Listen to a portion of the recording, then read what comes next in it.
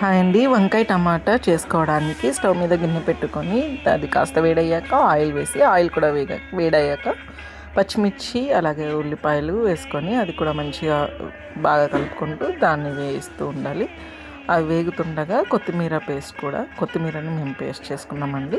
కొత్తిమీర పేస్ట్ వేసుకొని అది కూడా కాస్త నూనెలో కలిపేసుకొని అది కూడా కాస్త వేగినాక అల్లం వెల్లుల్లి పేస్ట్ అదేవిధంగా పసుపు వేసి దాన్ని అన్నీ కూడా మంచిగా వాటన్నిటికి కూడా మిక్స్ అయ్యేలాగా కలుపుకోవాలండి. ఇవి బాగా కలుపుకున్న తర్వాత వంకాయలు మనం ముందుగా కట్ చేసుకొని ఉప్పు నీళ్ళల్లో వేసుకుంటామండి, ఎందుకంటే చేదెక్కకుండా ఉంటుందని. ఆ వంకాయలు కూడా అందులో వేసి దానిపైన కాస్త ఉప్పు వేసుకొని అదేవిధంగా వాటి చిన్న లైట్గా కొన్ని టమాటాలు వేసుకున్నాం. అవన్నీ కూడా మంచిగా మిక్స్ చేసుకోవాలండి. మిక్స్ చేసుకొని దాని మీద మూత పెట్టి ఉడకనివ్వాలి. అది మంచిగా ఉడుకుతూ ఉండాలండి. ఉడుకుతూ ఉంటే మళ్ళీ ఒకసారి ప్లేట్ తీసి కలుపుకోవాలి. అదంతా దగ్గర పడ్డట్టు అయినాక దాంట్లో కారం వేసుకోవాలి.